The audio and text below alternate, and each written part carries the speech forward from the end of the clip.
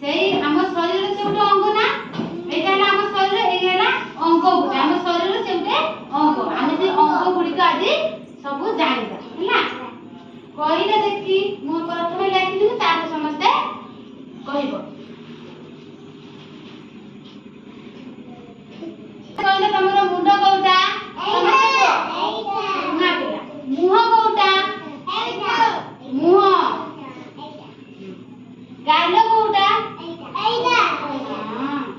କାନ କୋଉଟା? ଏବେ ଆମେ କାନ ପରେ କଣ ଶୁଣିବା? ହାତ। ତମର ହାତ କୋଉଟା କହିଲ?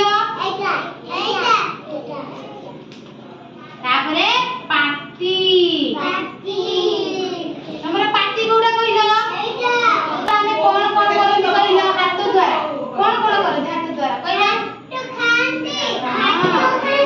ଆଉ କଣ କରନ୍ତି ହାତ ଦ୍ୱାରା?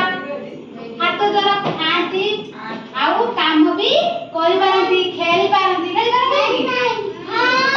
ଦ୍ୱାରା କଣ କରନ୍ତି? ପାଟି ଦ୍ୱାରା କଣ କରନ୍ତି? ଖାଇ ପାରନ୍ତି କି ପାଟି ଦ୍ୱାରା? ଖାଇ ପାରନ୍ତି ନା ପାଟି ଦ୍ୱାରା?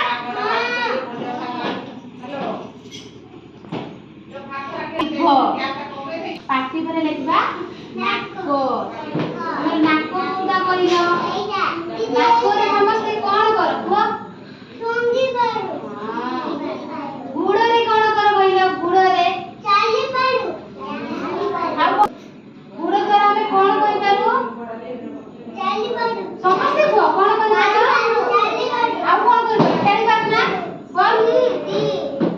ଜିଭ। ତାପରେ କଣ? ଜିଭ। ପାଟି କରନି। ଗୁଡ଼ ପରେ ଜିଭ। ତମର ଜିଭ କୋଉଟା ଦେଖିଲେ ସମସ୍ତେ? ଜିଭ ସମସ୍ତେ କୁହ। ଜିଭ ତମର କୋଉଟା? ଜିଭ ତମେ କଣ କର କୁହ? ସ୍ୱାଦ ଜାଣିପାରୁ। ଭଲ କି ଖରାପ ସ୍ୱାଦ ଜାଣିପାରୁ। ଜିଭରେ ତମେ କଣ ଜାଣିପାର କହିଲ? କୋଉଟା ମିଠା, କୋଉଟା ଖଟା, କୋଉଟା ପିତା, କୋଉଟା କଷା, ତମେ ଜାଣିପାର ନା? ଜାଣିପାର ନା? ଆଙ୍ଗୁଳି ତମେ ଦେଖିଲେ ତମର ଆଙ୍ଗୁଳି କୋଉଟା? ସମସ୍ତେ ଦେଖ ଆଙ୍ଗୁଳି ତମର କୋଉଟା? ଏବେ ମୁଁ ଲେଖିଦେବି, ତମେ ସମସ୍ତେ ଜାଣିପାରିଲେ ନା? ତାପରେ ପଚାରିବି ହେଲା। କହିଲେ ଦେଖି ତମର ମୁଣ୍ଡ କୋଉଟା? ସମସ୍ତେ କୁହ ତମର ମୁଣ୍ଡ କୋଉଟା? ଚୁଟି କୋଉଟା? ସମସ୍ତେ କହିଲ। ଆଖି କୋଉଟା? ଆଖିରେ କଣ କର? ଆଖିରେ ସମସ୍ତେ କଣ କର କହିଲ?